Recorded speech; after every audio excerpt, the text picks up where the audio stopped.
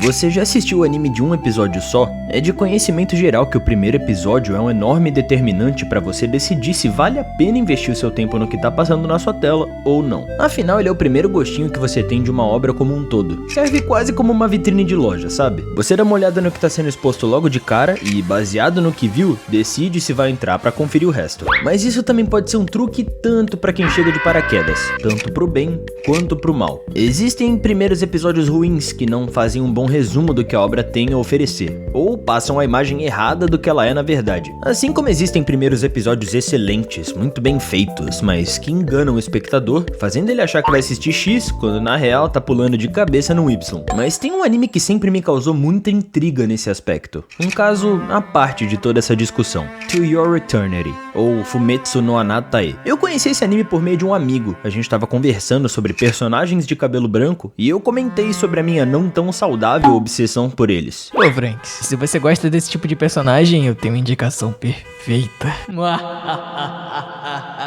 Ver o moleque de cabelo branco no pôster foi o suficiente pra me fazer querer ir assistir. Sim, é bem fácil de me convencer. Mas eu nunca passei do primeiro episódio desse anime, porque até hoje eu só dei de cara com pessoas que comentaram sobre o que segue o primeiro episódio depois de enaltecer ele de diversas maneiras diferentes. Mas não dá pra julgar elas, porque o primeiro episódio de To Your Eternity é uma obra-prima do audiovisual. Não ironicamente. Ele começa de um jeito bem enigmático, com uma entidade sobrenatural colocando um orbe na Terra. Esse orbe é uma coisa meio abstrata, mas tem a capacidade de evoluir ao entrar em contato com estímulos. Ele consegue trocar de forma para qualquer coisa. Primeiro ele vira uma pedra e permanece por um bom tempo assim, e então musgo e neve. Eventualmente, no meio de uma baita nevasca, um lobo ferido, que estava vagando por aí, acaba morrendo em cima do orbe, e ele então assume a forma do lobo. É a primeira vez que ele tem contato com o desconforto, tanto do ferimento que ele consegue curar sem esforço algum, quanto do frio. Mas o que a gente logo descobre é que esse lobo tinha um dono,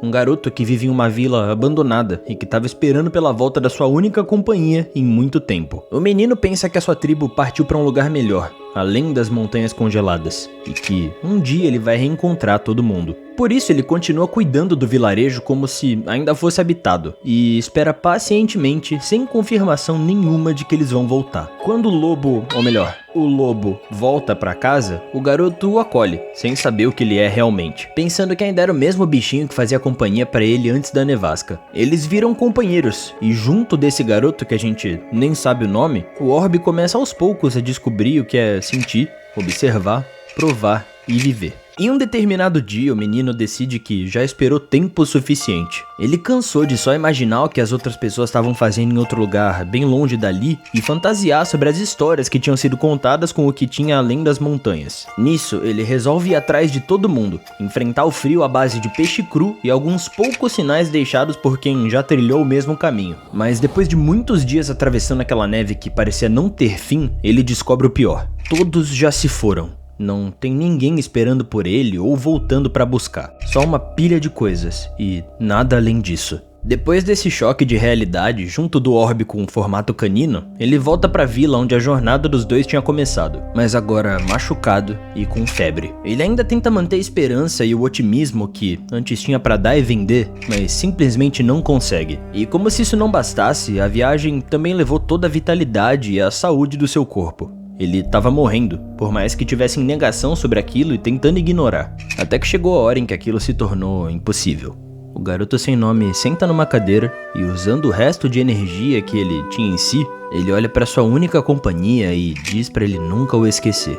Após isso, ele se vai, deixando para trás toda uma história que não seria vista por mais ninguém. Só que a forma do orbe então começa a mudar, e ele assume a identidade do garoto que havia acabado de falecer. Fica a impressão de que mesmo morto, aquele garoto sem nome ainda tivesse alguma chance de seguir em frente e alcançar os seus objetivos através dele. E depois disso ele parte para continuar a descoberta eterna, mas agora junto com tudo que ele aprendeu enquanto vivia com 4 patas. Eu gostaria de poder passar a parada inteira pra vocês, porque eu acredito que não dá pra se absorver verdadeiramente um episódio de anime só com uma pessoa falando sobre. Acho que isso se aplica pra qualquer anime, mas isso estaria implicando que o primeiro episódio de To Your Eternity é igual a qualquer outro bom episódio introdutório. E ele não é.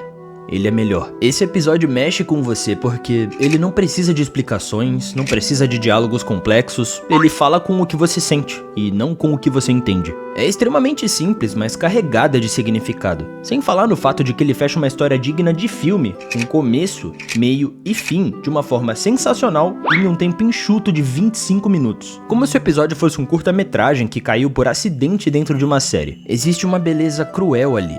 Ele possui algo que te pega no silêncio, na paisagem branca da neve, na música delicada, nos olhos brilhantes daquele menino que ainda acredita que alguém vai voltar pra ele. E também, obviamente, no passar do tempo. Essa construção poética, esse equilíbrio perfeito entre a solidão e a esperança, fazem o episódio parecer autossuficiente. Depois de assistir, você fica pensando que aquilo era tudo que você precisava saber, entende? E é justamente por isso que eu não tive coragem de passar do primeiro episódio até hoje. Não por falta de qualidade nos próximos, mas porque esse primeiro já pareceu completo, sem a necessidade de uma continuação. Eu tenho muito medo de que a síndrome do Toy Story 4 acabe fazendo na minha cabeça. O que é a síndrome do Toy Story 4, você me pergunta? Pegar uma história que já estava completa, com um final redondo e emocionante, e continuar ela, por algum motivo, sem a menor necessidade e com risco de jogar fora todo o significado que veio antes. Eu tenho quase certeza de que não é o caso de To Your Eternity, e eu não duvido de que a continuação seja no mínimo interessante ou boa de se assistir. Até porque o anime não foi feito pela Disney, e diferentemente de Toy Story 4, ele não foi criado especificamente para se aproveitar da nostalgia das pessoas e passar a perna nelas. Faz sentido que ele tome mais tempo a aprender como se comportar como uma pessoa, já que o ser humano deve ser uma criatura bem complicada de se replicar. E isso justifica que o anime possua uma continuação.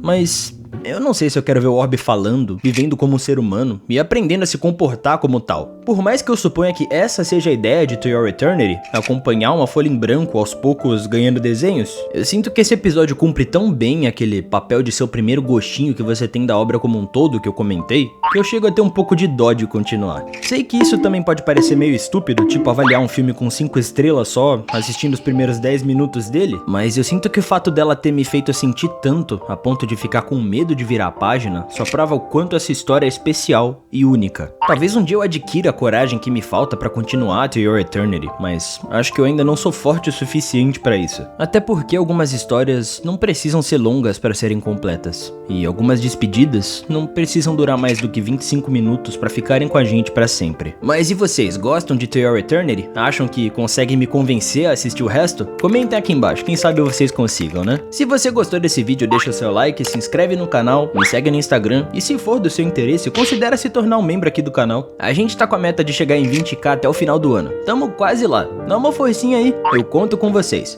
Bom, eu acho que é isso e muito obrigado por estarem aqui.